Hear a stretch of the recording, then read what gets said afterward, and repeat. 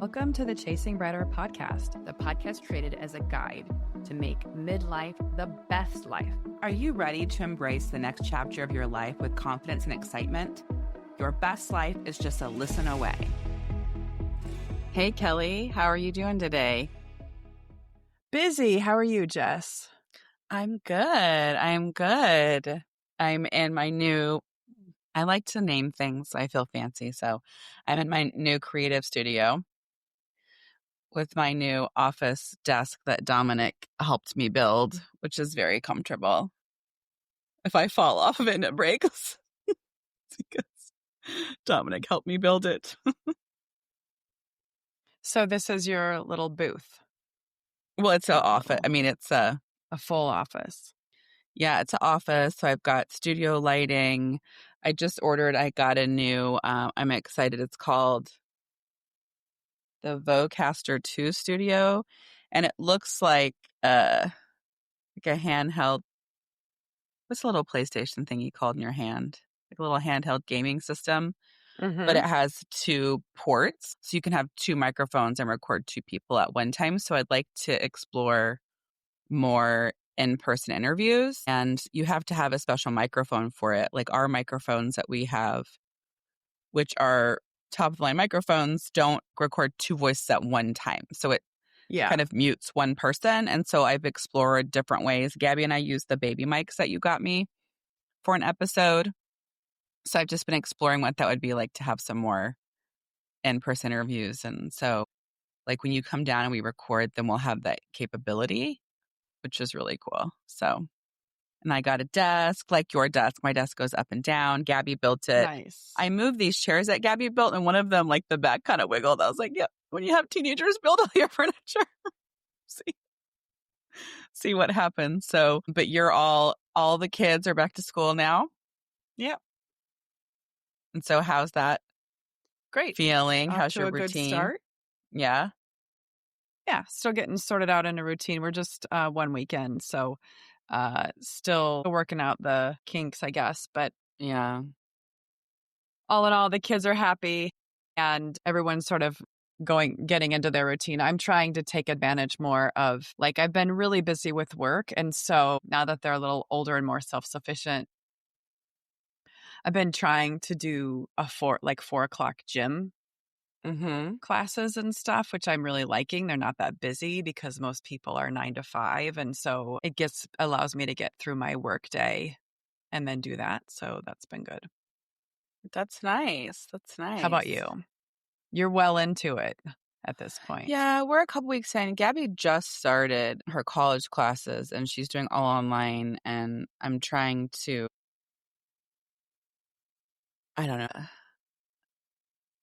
when you have someone that's dual enrollment, or just, I don't know, anybody maybe taking online classes or anything like that, like you've got to kind of, like they're on their own registering for classes and they need to graduate from high school. And so there were 2 classes she had to have to graduate, and it was econ and Nevada Constitution or something. And she's applying to her college, which one of the things I think is really cool is that when you're an athlete and you commit to a college, a lot of times if you're at a higher academic institution, they do a pre-read. So you have to kind of like pre-apply to see if you'd even get in to their school.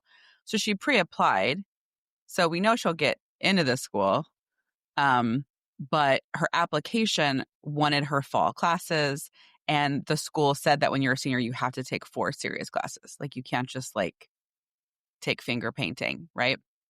So they wanted to know for her college application, they wanted to know what her fall classes were. So we go to CSN's website and econ was dropped. It says this class was dropped. We're like, what? We email the counselor, hey, econ was dropped. Oh yeah, CSN lost a professor over the summer, so all these students got dropped. We're trying to work on it to, there are all these students that need econ to graduate. So we're looking into it. So then we're scrambling and we're like, and then this math she was going to take doesn't count. And basically, she's taken all these high-level maths. Like to take math now, she has to take like really, really high level that she's not required for her. So she could go back and take like easier math. And then we found out you know, AJ. AJ is like, you don't have to take math. They just say that. I went and talked to him and they said, you have to take math. And they go, it's highly recommended. He said, I don't care what's highly recommended. What do I have to do? And they were like, oh, you don't really have to do anything. So she doesn't have to take a math anyway, whatever. So I look up all the econs and I just go, hey, it says wait list. Let's just get on the wait list. She gets on the wait list, says, hey, you're number 2 on wait list. And then like 2 days before school, she got on the econ. So I think she has this idea that on Mondays, she's going to get up and do all of her online classwork and be done for the whole week. And so she wants to study psychology. She has quite a few 200 level psychology classes she's taking in this one class. It looks like the professor has the makeup of the class completely different than all the other classes. You know, she doesn't have like a syllabus. It's not linear. She was like, this class was too hard. I'm dropping it. And I was like, okay, let's roll back a little bit and let's kind of see what's going on. And I just think in her mind, I just want to get all my work done on Monday. And if I can't get it done Monday, then. So anyway, it's interesting. And then it's also interesting because she's taking psychology and that's a lot of stuff that I've studied and I do. And so she's like, have you heard of the Tarasov case? And I was like, the duty to warn? So anybody that's not familiar, there's this case. I'm going to totally butcher it. I haven't studied it in like 30 years. But basically, there was a guy who was making threats about a woman.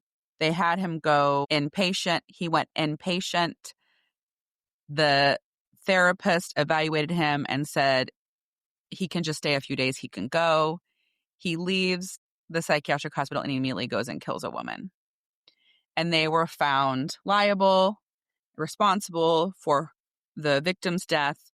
And so now if you are a mental health therapist, you have a duty. If the person that you're seeing says they're going to harm somebody, you are a mandated reporter and must report to a potential victim that they could be harmed. And so she was like, oh my God, you do that. That's really hard. What you do must be like really hard. That's scary. And so it's just funny. Like she's kind of like realizing that's some of the nice. stuff I have to do. You know what I mean? Yeah, just to be empathetic on what Yeah. you do. Yeah. And so it's like a forensic psych class. And so she's really excited about that. And it's like these kids these days, and I know I've talked about rate my professor, but they think everything needs to be fun and easy. And she's like, well, I don't like this professor, so I'm going to drop it. It's kind of like, that's not, yeah. You have crappy professors and it sucks and the work sucks and everyone sucks and you just have to do it, right? I mean, what's your thought on that? Yeah. I mean, I think that's life too. I mean, when you get into real life and you have a job, there's just going to be situations or bosses or people that you don't want to be working with. And you have to kind of suck it up because, I think it's really important for me, at least what's important is to help kind of prepare my kids for the real world, right? And having them being able to thrive in society and in a workplace. Yeah. I've been working a lot lately with millennials, and it is a mixed bag of very self-intrinsically motivated and people who do the literal bare minimum to get by and requires a lot of coaching and revision. And so it's like wanting to raise humans who can be responsible and self-driven, right? And self-starters and think for themselves, all the things where I'm encountering, maybe people who were heavily, heavily coddled as children and didn't really have a good, strong sense of being independent. And so they get into the work world in their 20s and 30s, and they, to me, feel very behind, not having a lot of that good grounding. Yeah. It's been hard getting back into the routine of things. I'm finally not feeling so exhausted and tired all the time. And I get to sleep in longer than I've ever That's had great. for the school year. But Justin's getting up every day at 5:30 to take Dominic to school. And then my 14-year-old Dominic started high school and he's at a different high school. They do have busing if you take your kids to various busing parking lots or close enough to school. That would be silly to do. It's 6 of one, half dozen of the other. And then baseball has like study halls and weight training and stuff all the time. So for his club team, the high school has a club team. So they weight lift and whatever, so we don't have to get him every day till like 4:15, which is really nice. So that's been nice, getting everybody in the swing of things. Got Gabby started with her classes. She submitted her college application. So now we're just being crazy with scholarships. So by the time Wes goes to school, I will be such a pro applying to scholarships that Wes will be covered because she's applied probably for like 20 scholarships at this time. That's kind of everything that's been going on. Getting my studio together, trying to get a office ready to rent here. And, that's it. And you're going to the gym in the afternoon, getting used to things. Do the boys have any sports right now or any extracurriculars? Yeah, well, they always have something, it seems like. Yeah.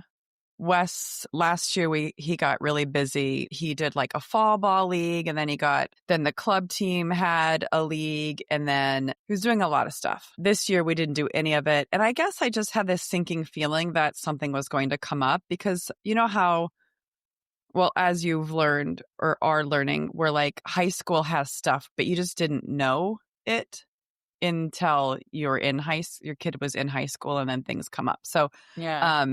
he got an email like yesterday that said by the varsity coach saying, I registered the team for a fall ball league, and anyone on this email is on the roster. So it was like, and then it was like, if you don't want to be on the roster, let us know. But I know there's a fair amount of kids who do other fall sports. So it's basically like the kids who maybe aren't doing any other fall sports. So he's on that. So that came up. So that's great. And the games are during the week, which is perfect. Mm-hmm. Because even though I'd rather have, my preference would be having everything during the week so that the weekends are less hectic. And Beckett's got soccer during the weekends, but it's not every weekend. So he has his soccer thing. So I did register Beckett for school soccer this year because he's only on one soccer team this fall. Last year he was on two. And in the process of that, I didn't even know if soccer was going to happen for their school because they didn't have a boys coach in like July. And he got heavily, heavily recruited to go out for cross country because we know the coach and a couple of the boys in his class were already doing it. It started very early. And it's at Smith Park, which is right by our house. So it's really awesome. And he likes it. He really does. I had to get him some good running shoes because he used his regular school shoes one day and he didn't feel good about it. But we weren't cross country people. There was like one person in cross country, I think, when we were in high school. Well, it got a lot bigger. It got a lot bigger the year below me. Like Amy was really big into it. Amy. It's a really great sport. And for people who like to run like distances. For the younger grades, it's not super serious. In a lot of ways, it's really just getting kids used to, running. Like the cross country meets, he has to run 1.5 miles, not even 2 miles, just 1.5 miles. So from that perspective, I think it's a very easy for his, I think, 5th and 6th. It's that once you move to 7th, 8th, you have to do 2 miles. Plus it's kind of a team sport, but kind of individual, and the coach, he's just loving it. He really is loving it. The practices aren't constantly, it's not like you're jogging the whole time. You're working on certain things. You're doing a lot of sprinting. You're doing stretches or games and stuff. So he's having so much fun, and it's 3 days a week. And so he's got that plus soccer. So it's definitely keeping him busy. Wes,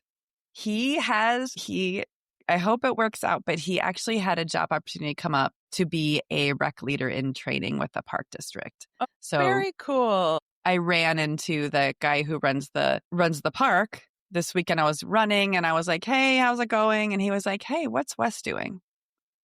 And I was like right now? Anyway, he was like, he should apply for it. And so his friend did it last year. It's like a stipend. It's not a lot of money. So we told him we would match it for whatever he gets. And so he's going to go over there today and check and do the schedule. But he gets home at like 3 and he doesn't have anything to do. He's not allowed to play video games during the week. So I think he's largely bored. I mean, after homework, he doesn't really have a lot. So I'm really happy that it gave him something to do. That's cool. He's going through a weird stage right now. I don't know. I'm curious if other parents have this, but I feel like, this part of being a young teenager is you go through this transition from being a kid to an adult. And I just noticed some weird things with him. Like, I think he's kind of like, in some ways, he used to play video games all the time. He definitely can't just sit and play video games all day. He gets bored. He wants to do something else. So he's feeling unfulfilled and he's not quite sure how to do that. He's not quite sure how to go out socially. Like, he has friends who do go out a lot, but in the vast majority, he doesn't initiate any sort of get-togethers or getting with friends regularly as much as I think he would like. Is in this weird transition. I don't know if you've noticed that with your kids or if you've heard of other, like, this time where they're kind of transitioning from how they were as a kid and what they like to do and figuring out what it is they like to do as like a teen. I don't know. Well, so Wes is really young for his age group too. Yes. And so I know that there is angst until you get your driver's license. You know what I mean? So it's kind of like there's nothing to do. We can't do anything. Our town is boring. So I live in Las Vegas, which is the second largest tourist destination in the country. Somebody said the town was boring. One of your children said your town Gabby's was boring. Like, I can't. Yeah, Gabby is bored. You live in Chicago. Your kids can walk. And my kids can walk. We have all kinds of things they can walk to. When she was younger, she would go with a friend and walk to the French bakery. They would go to Starbucks. They'd go, they would walk places. So anyways, all of a sudden it became... Yeah, for sure. To do. And I would drive them anywhere. If they wanted to go somewhere, I would have driven them anywhere. But yeah, I feel like everything changed. It came to a head sophomore year before she got her license. And then when she got her license, right, you have freedom. I mean, obviously we have rules, but it's like, and now it's so interesting because Gabby's 17. So it's like, and she has her own money, right? So she's like, I'm just going to pick up food for myself on the way home, or we're going to go, AJ and I are going to the cafe. Do you want us to swing by and get you guys? You guys want to come with us? She's just like doing all the things. I'm going to the mall. Peace out, And so I just think that is where, you want to individuate and you want your own stuff and you want your own freedom. But you don't quite have it yet. Dominic, and Gabby was like this, like a little bit, but, So Dominic's school day is really early, and then he's at school till 4. So it's just very different because it's just like all baseball all the time. And so I just feel like he's more, and also, I would say Wes is an extrovert, and I think Gabby is like, sometimes she wants to be energized by other people and sometimes she doesn't, but Dominic definitely energizes by being alone. So he doesn't need to be stimulated like Gabby and Wes do. Like, he's fine not doing anything. And so, that is such an interesting phase that he's going through. And so just because he's not going to, because he's a July birthday, it's like, that's going to be a while. Yeah. So it's also interesting. I do think I think one of the things I've worked really well on, maybe not as much with my oldest, but like, I'm not engaging in the crazy teen stuff. So like, if I have a teenager raging at me, I'm really good at not engaging anymore. And then Gabby will text me like, I'm really sorry, blah, blah, blah, blah. But it's like, I'm just not taking it personally. Any of you out there who have a teen, that?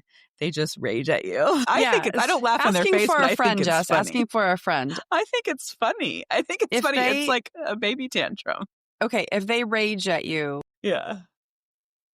And so right now, my tactic, so I was a yeller, and then I've changed on to just talking calmly, like, hey. Yeah. It's not necessary to yell like that. We're having a calm conversation. You don't need to have that. What do you do? Do you leave the room?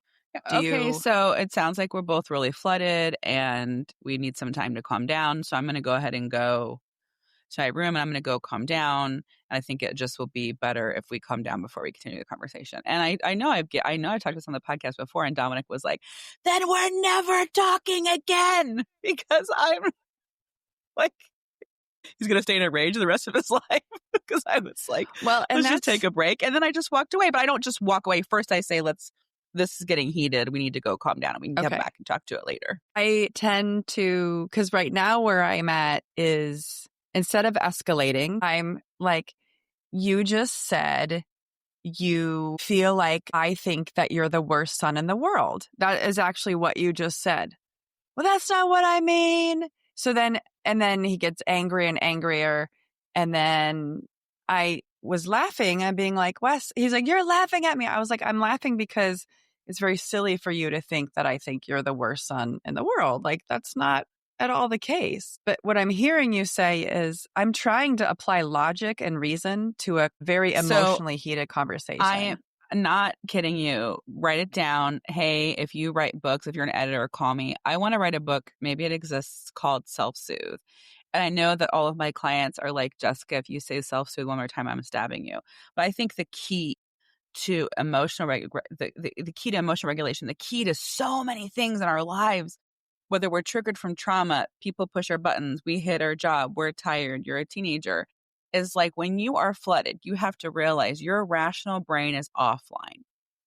So when you have a conversation with Wes and the next day, you're like, you said, I thought, and then he's like, I didn't say that. He doesn't remember because your rational brain is completely offline. And so it's like, that's why it's like, why engage at this point? Why even engage? Because they don't even know what they're saying. So it's like, we have all got to go, take a minute, self-soothe, and get your rational brain back online before you can continue the conversation. And that's even a strategy in couples counseling. Like, that's a strategy for like everything, is like, you've got to self-soothe, right? And I feel like I'm a lot better. I'm a recovering rager, but I've totally I've been a rager. I've totally can tell you where I've just said a whole bunch of crazy shit that makes no sense. Why would I do that? Because my rational brain was offline. Okay. So I think that's what happens, right? So then why keep talking, right? Like, yeah. And so like yesterday, Gabby, when she was freaking out about her class and everything, I was like, all right, so I'm going to go to work. Got to go. I'm going to go ahead and go. But the good thing is I'm always going somewhere. I always have somewhere to go, so I have an out. So I was like, well, I'm going to the office, but I think, we can continue this conversation another time. Have you eaten today? No, I haven't eaten. Well, it sounds like maybe you should just take a break and go get some food and, maybe. So yeah, it's hard though. But it's so much of it is about self-care. And if you take care of yourself, right, and you're getting sleep and you're doing whatever, then we're not triggered by their shenanigans, right? Like, it's just, and I mean, it can hurt your feelings, but I guess it's comical just because it's like the blueprint of having a teen. Yeah. Right? They just like, and so it's funny because they're all over the place. So yeah. But yeah, no, I think it's good. We're getting back in the swing of things. Hopefully by the end of September, we'll be chilling, you think? Yeah, absolutely. I mean, I'm definitely off to such a better start than last year. Having a high school freshman is, well, having it be your oldest, maybe, because I don't know, having the second or third makes it a little bit easier, but just a lot of that angst and stuff that I carried, I don't have anymore. And so, any of you that do have high school freshmen and are listening to this, like, hang in there, try to find a lot of ways that you can self-care and keep your own stress and anxiety, if you have it, to a minimum. I know last year I spent a tremendous amount of time worrying, and this year I'm not. So it was nice to it's nice to not have that emotional baggage, I guess, and load that I had last year. Oh, that's good. Feeling more free. Yes.